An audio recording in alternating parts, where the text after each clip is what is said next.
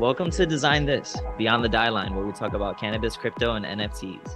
My name is Mikey Moon. Thanks for joining me. And here I have with me my brother, Cesar. How's it going, guys?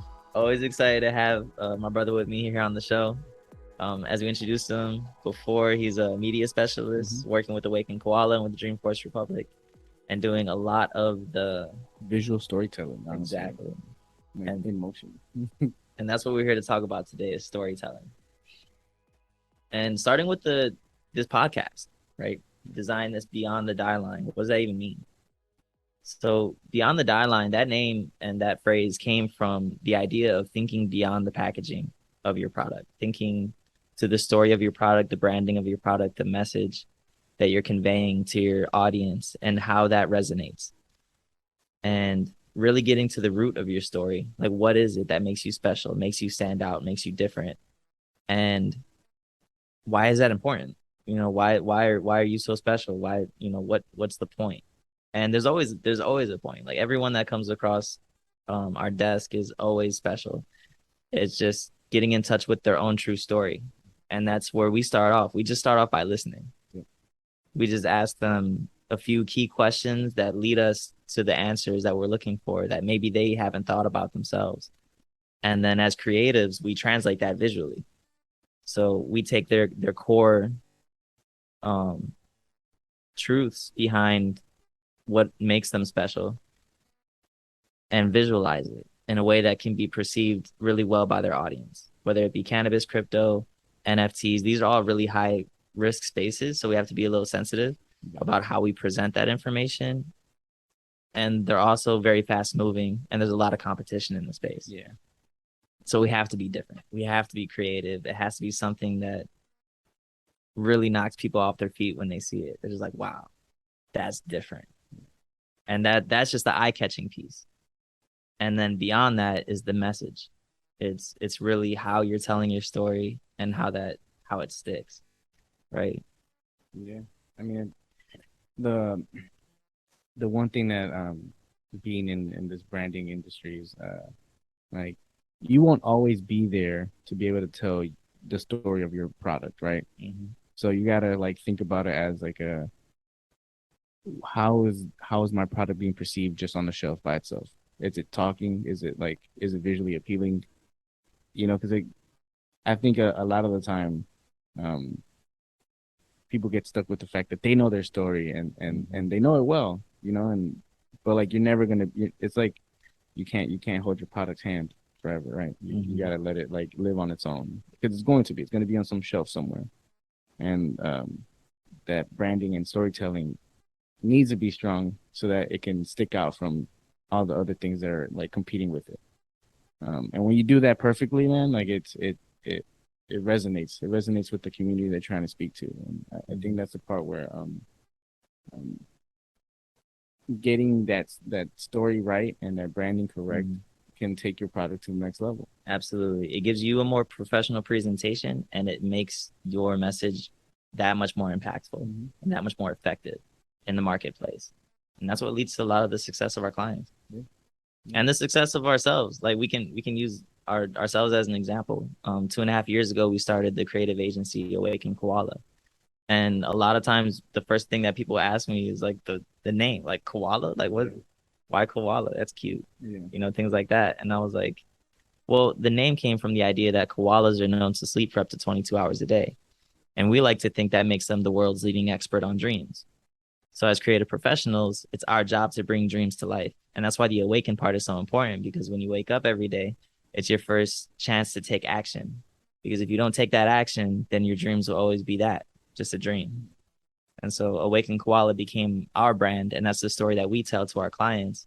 And it's a fun way of doing it. And then it became a good challenge because koalas are known to be like cute, friendly, you know, fun-loving, hugging kind of animals. So how do you give them a cool creative edge? And so that came through in our branding. If you take a look at our logo and how we brand ourselves on our website, awakenkoala.com, you'll see that our koala does have this like really cool designer edge to it. Yeah. And that's what makes it different. It gets people's attention in the very beginning. And that's the story that we tell. And then we back it up with our portfolio. all the projects that we've worked on, the work speaks for itself. So that's the process that we've taken as a creative agency. So we use that as an example for our clients that are in cannabis or in crypto or in NFTs about how they're telling their story. How can they get people's attention? And then how do they craft their message in a way that really, really hits home for the people that they're targeting? Their community, right? Mm-hmm. Because the idea is for it to resonate. And again, there's a lot of competition out there, right? That we're not the only branding agency out here. Yeah. And I can't say that we're the biggest, but we're definitely up there on the best, right? We're pretty good. No, but at the end of it, like we took that much time and effort to build our own Hey, be branding. humble, Steve. Be humble. All right. Eat this humble sandwich. Hold on. But no, but we took that amount of time to like get our branding correct. Mm-hmm. One, because like we know the competition out there is strong. You always got to respect the competition. And two, you can't be the plumber with the broken sink, right? Like Facts. we can't we wouldn't be able to sell people the idea of branding if our branding stinks. Yeah. And you have to back it up. Like you have to low key become obsessed with your own brand. Yeah. Like really live what it is that you're preaching, and just don't just talk the talk, but really walk it and show it, lead it by example. And really, when people interact with your brand, it's an extension of like they should be interacting with you and whatever those brand values, those key values that you sit down. That's part of our conversations when we're building brands is what are those key values, and addressing some of those early on and making sure that those resonate throughout. And that's where the brand guide comes in. And you use that in every point of contact with your brand, from the website to any kind of print material, digital material, marketing, media. All of it is guided by this brand guide that we established from the very beginning, so that no matter where people come into contact with your brand, it leads them back to that same core message, which is led by your core values. Yeah. Because it's easy to get like everything that Mike just mentioned. It's easy to get lost in translation, right? Like there's so many moving parts in just like getting your brand to the market that like there's like 2 or 3 other steps in between. Yeah, and your message could get lost along the way. Yeah, if you don't know your whole messaging correct, like yourself. It's Mike kind of gave you the Awaken Koala spiel, right? And that one, honestly, it's fun to have in our back pockets, because I can't tell you how many times we've spoken to people or like met people and like they ask us what we do and we hit them with that, right? And they're just in awe, right? It's like story time, and they're just like, oh, that's such a great story, I, not to toot our own home, but it's like that's like in those moments you start realizing that if we didn't take the time and effort to create that prior, on our desks, in those long days where we're like, what is our story? If we wouldn't have did that, we wouldn't have those moments now where we're presenting ourselves to professionals in any field. And then they take us serious because they understand that we are branding professionals. They see it from the moment that they interact with us because our branding is on point. Yeah, it what it does is it breaks the ice and it allows them the opportunity to fall in love with you. Yeah, because that like that story that we just told about Awaken Koala and how we came up with the name is great, but it's everything that comes after that. It's really following through and creating that experience for the people that are interacting with you. And that's what makes them fall in love with you. That's what makes them keep coming back and tell their friends about you, and really makes your brand spread and become successful in the market. For a lot of our clients in cannabis and crypto, it's the product. Yeah. Like that product has to follow through. Everything that you're promising, you have to deliver. The brand is great. It'll get it sold. Yeah. But how do you get that repeat sale? How do you get them to keep coming back, to tell their friends about it, to spread your brand even further?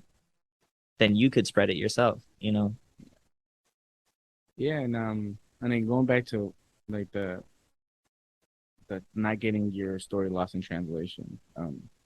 Something that we've perfected over time that since we started the company was having these like sessions that we call them daydream sessions, but at the end of it, we have these sessions where I personally, I'm more on the back end of like the storytelling, right? Like, and what I mean by back end is like I watch the development of I can't draw. You know what I'm saying? I can't draw. Like not a lick, right? So but It doesn't mean that you're not creative. yeah, no, it doesn't. But in the space and starting out with like the branding and like the logo building, the color palettes and everything else that goes with the beginning stages of creating a brand. Um, I understand that's not my field, but I have the great pleasure to just watch the story be um created and like unfold, right?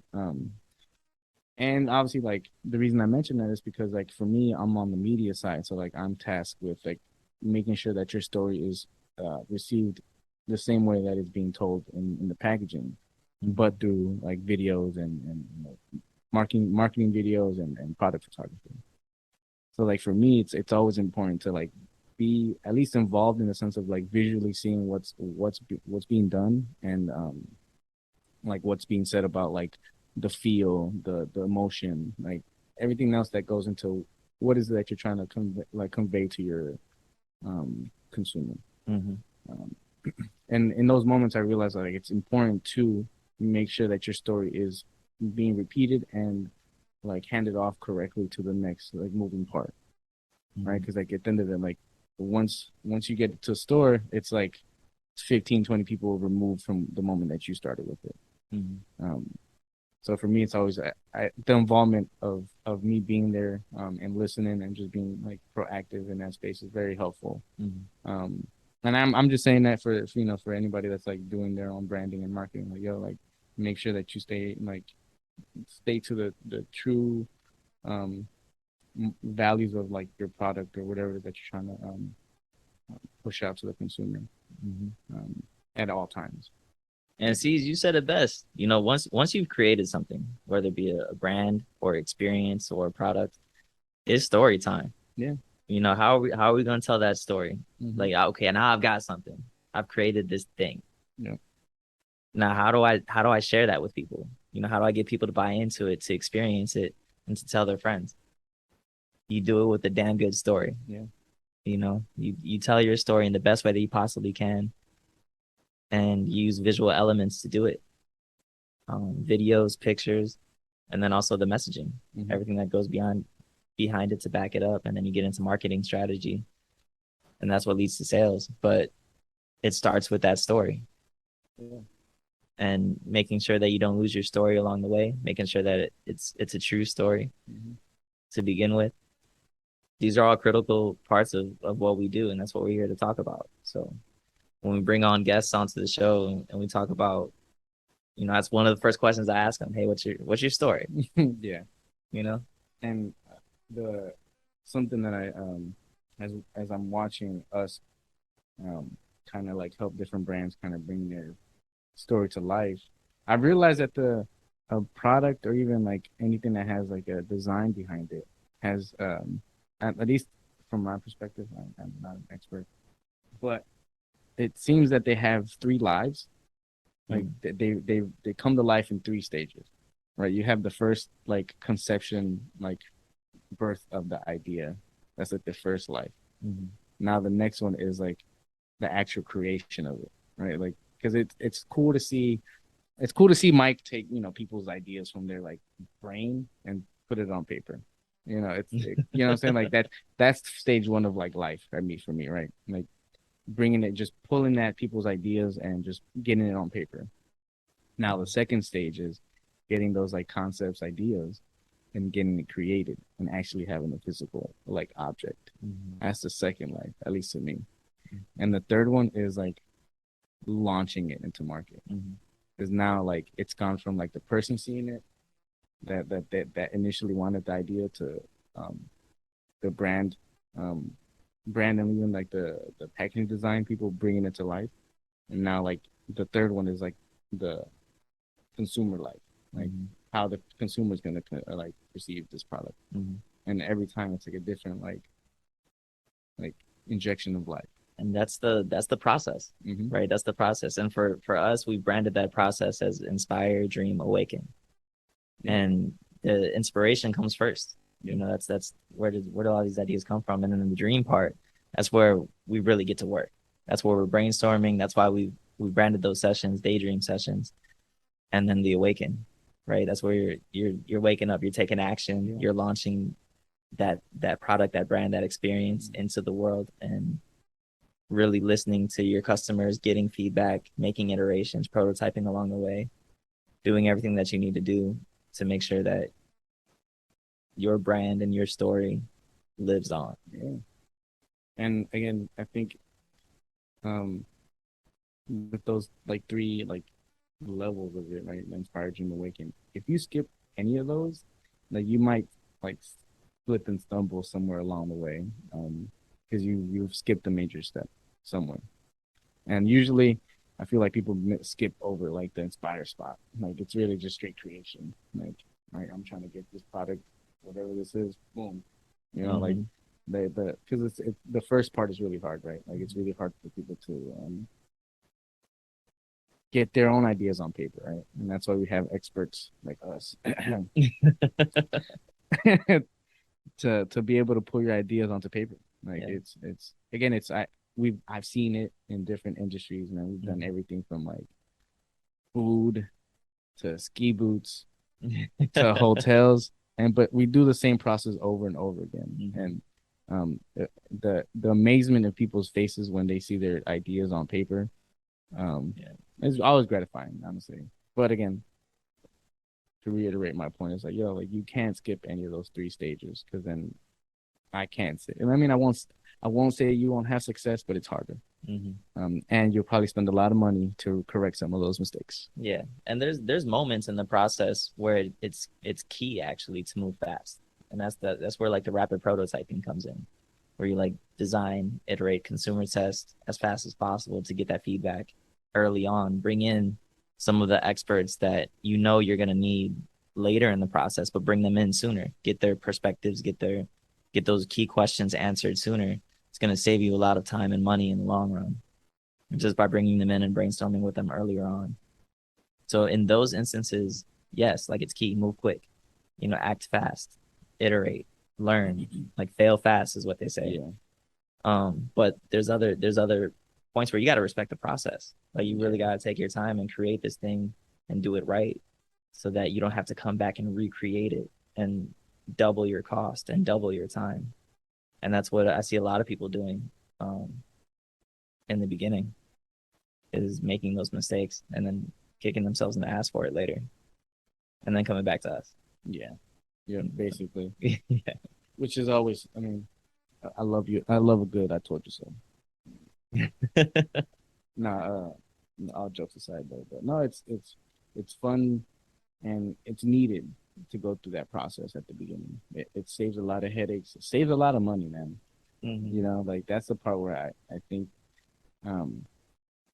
moving fast is important and it's needed. And you only really get that with experts, right? You can move fast on your own, but I'm sure you're gonna you're gonna have some blind spots. And that's kind of what we're here for. Or we're kind of helping you create your product, but at the same time, like kind of like helping you with like risk management as well without you really knowing it. Yeah, and that brings me to a quote that I don't even know where this came from, but it always stuck with me. Someone said, "If you want to move fast, move on your own. If you want to move far, move together." And that's what we do. Like we help the clients that we work with move far in the industry. We connect them to the right people. We bring in the right people early on. We do it as a community. Well, it's the again the importance of handing off your story, right? I think that's kind of what my point was. Like once you've told your story and have it, you gotta like make sure you know is like well, right? Again, presentation is key. The one thing that we've mastered is the elevator speech, right? Like anytime that we are in a room full of other creatives or even just like entrepreneurs, like again, it's do you know your own spiel, right? And like now that you have this like great product at hand and you've like put the time and effort to create the story and do the branding and do the marketing, know your own story, man. Mhm. Like, because that's also an important key. Like, That's a hard part for a lot of people. It was hard for us, you know, simplifying our story down to something that is bite sized that people can consume, that's easy to spread. It's a tough thing to do. You know, like yeah, it's hard because I mean, you when you tell your own story, it's a long one. yeah, It's probably a whole lifetime of stuff that's led up to too bad. this, whatever this is, whether it be the a product or a brand or an experience, whatever you've created, it took a lot to get there. Yeah. So how do you tell that? How do you tell that story in so simple words that people get it, that it's easy to understand, and that they can spread your story. It resonates with them. It's something unique and different, and one that they won't easily forget. I mean, for at least for my end of the like product building and like, storytelling, I think a lot of that for me is cutting the fat, man. Like a lot of the time, I get like super swats, like huge like stories, like paragraphs long, and I got like 15 seconds to tell the story. So like I got, because I got to understand the consumer, right? Like at least from my end. Yeah, constantly consuming content Yeah. at such a rapid pace, and it's Mhm. only getting faster. Yep. It used to be a minute. Now You got 15 seconds. yep, it went down all the way to 15 seconds. So I'm just like, all right. So, but it hones in. Like for me, it helps me just look at the whole. Like I don't want to get, I want to get the whole cake, right? Like I want to look at the whole cake. I don't need slices of it. Like I need, for me, like I'd rather see the whole thing and then pick out the pieces that I want, or need. Right? It's not even my wants. It's like needs and how I'm understanding that the consumer is gonna eat up whatever that I'm gonna put out. Um, because I got 15 seconds, but there's a lot of good stuff in the whole storytelling aspect that was done at the beginning. Mhm. So for me, like I think I've mastered the task of like cutting out the fat and getting to like straight to the point that whatever story it may be, right? And a lot of the time, I've had situations where like um, I I recently had a client send me a script that lasted like a minute and a half. Um, I wanted them to tell their story of their like brand to me. I didn't personally know it, and I didn't want to guess or assume. Mhm. But once I got to see all of it, I honed in on like the really good aspects, right? Like sometimes we can get wordy. We can get wordy on our own like product or company, right? Because we're excited. But again, like Mike said, like you got to get it down to something that's consumable.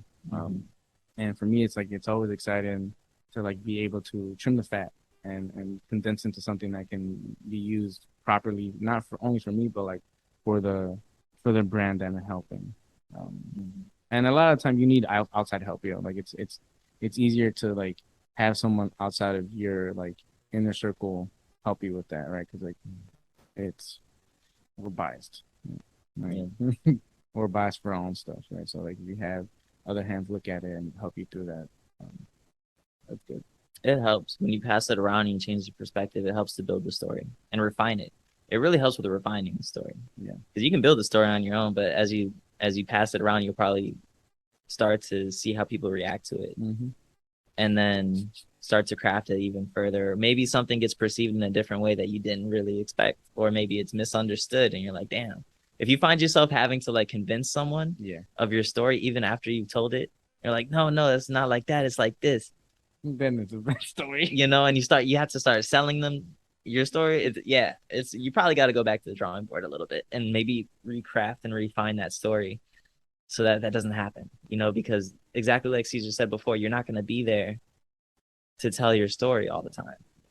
So you have to craft it in a way that it can be told by others and it can sell itself. If you think about like the dawn of storytelling, where stories were just told around a campfire, they didn't have all the technology that we had today, the videos and the Photoshop and all the design resources that we have. It was just simple. It was just a story told around a fire that was passed down from generation to generation, and it lasted for generations. It lived on because of how simple and how it was told, the personality behind it, the persona behind it, Yeah. the uniqueness of it, the creativity that helped to craft it. And I mean, not to cut you off, man, but like you just kind of sparked a thought like, yo, like those people that told those stories and held those stories are actually um perceived as like uh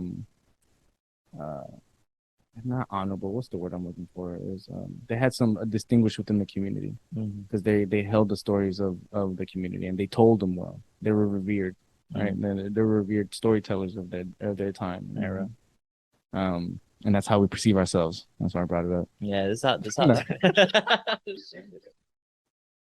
Yeah, where's that humble pie? Where's that humble pie? No, but like it like not because not everyone, if you understand like the old storytellers and people that held the history of the community or whatever, depending on what part of the world, um they were the only ones tasked with that. Not everyone was given the right to, right? And the next person that was going to tell the story was directly um what's the word, taught by the current storyteller. Yeah, it was passed down. Yeah, it was passed down, but they chose who the person was going to be, right? Like it was a there was a reveredness, reverence, like respect for that right task. Yeah, and that's how legends are made. I mean, yeah, we all know about Paul Bunyan. I don't know how long that story's been around, but you know, it's been told for centuries. So just keep some of these things in mind in general. That's what we keep in mind as we're crafting stories and helping our clients to craft their own stories. Is just some of those key principles that lead to a good story. You know, everyone has good stories in their family or good stories that they just have heard over and over again, or you know, each person probably has their own stories that their best friends are probably tired of hearing, you know. But it's a good story, you know. Like there's a reason why it gets told over and over again. And something that Mike mentioned earlier is having other people's perspective kind of help with like the molding of your story, right? Having other people kind of like weigh in on what it is that you're trying to like present.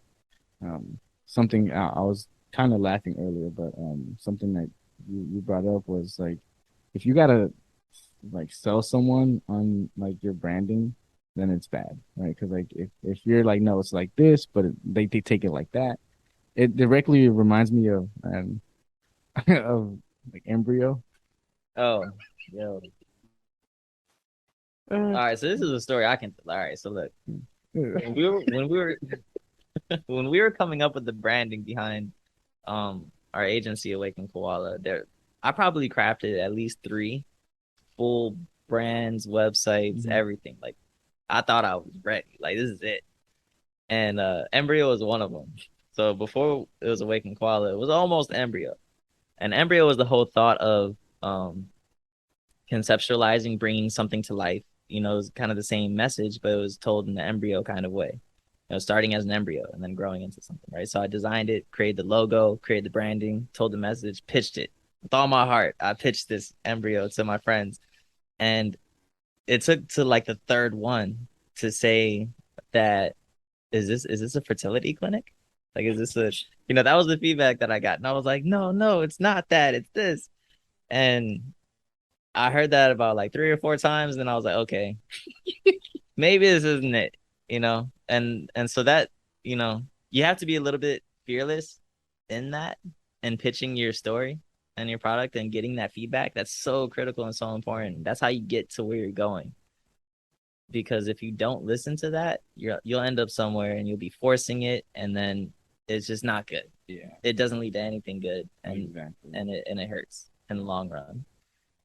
So that's the one of the biggest pieces that I've learned myself and that I would pass on to others is be fearless in your storytelling and be open to feedback and criticism, and don't be afraid to recraft and recraft and recraft until you get it and it's sharp and it's good and it cuts through it like butter. Like that's the kind of story that's the stories that we craft. And it's going through that process ourselves that's enabled us the ability to be able to do that for our clients. Yeah. And it's I mean the reason I brought that up was merely that fact, right? Like if Mike wouldn't have, you know, told his friends about, what he was trying to do, he wouldn't have got that feedback. And that's the really important factor there, right? Like he could have just ran off and be like, yeah, I got it. And that's what a lot of people do. Yeah. They're like, oh, I got it, and then they don't ask nobody. They start pouring into it and investing into it and putting all this money and everything behind it, only find out that they don't really got it. And then, I mean, it's a fun story to tell, but it's also something where like we know and understand how important consumer testing is, right? Because that's basically what that is: asking, getting feedback.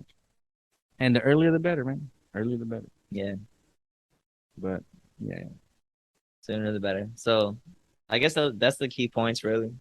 Pay attention to your story, invest in your story, be fearless when it comes to telling your story, and open to feedback and criticism. Yeah. And don't lose your story along the way. Once you've got it, make sure that it resonates throughout every point of contact with your brand. Yeah. That's your story. And you protect that story, and you make sure that others know the rules when it comes to telling your story. Exactly. Respect the story. So thank you, Cesar, for joining me. It's always a pleasure. Always appreciate it. You can download episodes of Design This Beyond the Dieline. Look for all of our episodes by going to cannabisradio.com or subscribe to the show on Apple Podcasts, Amazon, Spotify, and iHeartRadio. Till next time, always think beyond the dieline.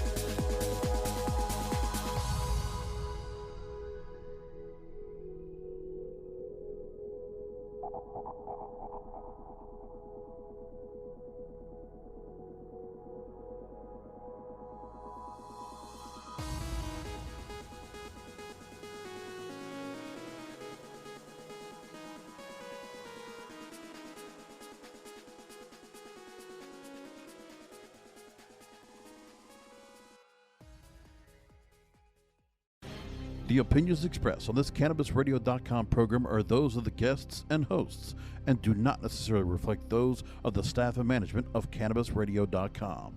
Any rebroadcast, republication, or retransmission of this program without proper consent is prohibited.